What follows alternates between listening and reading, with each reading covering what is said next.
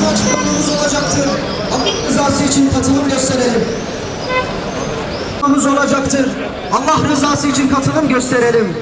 Gazze'deki vahşeti gündemde tutmak adına basın açıklamamız olacaktır. Allah rızası için katılım gösterelim. Aksa tufanıyla başlayan izzetli direniş 200 günü aşkındır süredir devam etmektedir.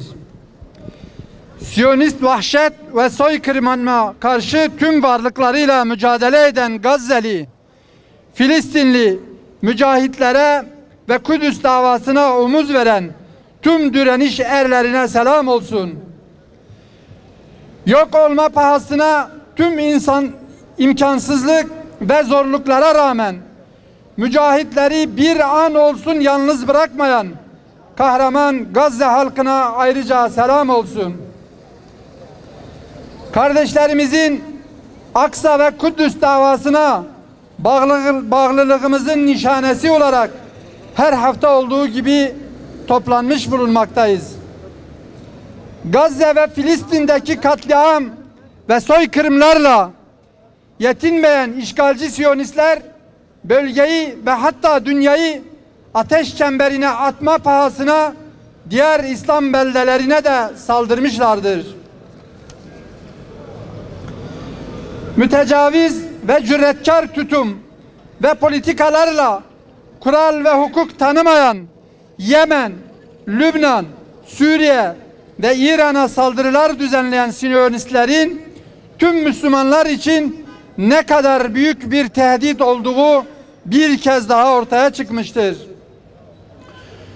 Tüm Müslümanların bir an önce aralarındaki ihtilaf ve sorunları bir kenara bırakarak Habis-ur hükmünde Siyonist terör şebekesini söküp atması dini, vicdani, tarihi bir zorunluluk ve görev haline gelmiştir.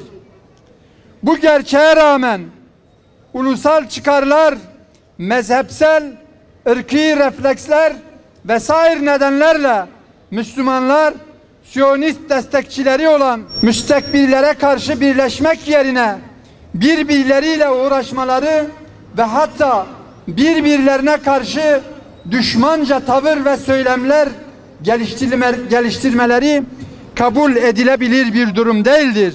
Gün hep birlikte Allah'ın ipine sıkı sarılma günüdür. Gazze ve Filistin'deki mücahitlere Aksa ve Kudüs davası ümmetin vahdeti için bulunmaz bir fırsattır. Bu fırsat heba edilmemelidir. Gelinen noktada Müslümanlar arasında fitneye, ayrışmaya sebebiyet verecek her söylem, fiilin Kudüs davasına zarar vereceği ve Siyonist emmellere hizmet edeceği asla unutulmamalıdır. Hele Siyonist rejimin Gazze'deki soykırım politikasının yeni merhalesi olarak planlandığı Refah hareketi için hazırlık yaptığı ABD ve diğer destekçileriyle işgali genişletme ve kalıcı hale getirmeyi planladığı ortadayken Müslümanların tüm imkan ve enerjilerini birleştirerek topyekün harekete geçmeleri dışında çıkar yol bulunmamaktadır. Müslüman uyuma, kardeşine sahip çık. Müslüman uyuma, kardeşine sahip çık.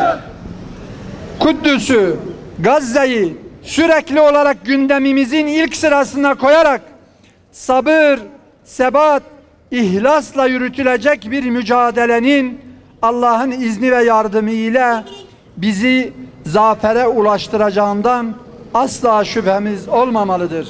Allah hepinizden razı olsun. Elhamdülillahi Rabbil alemin.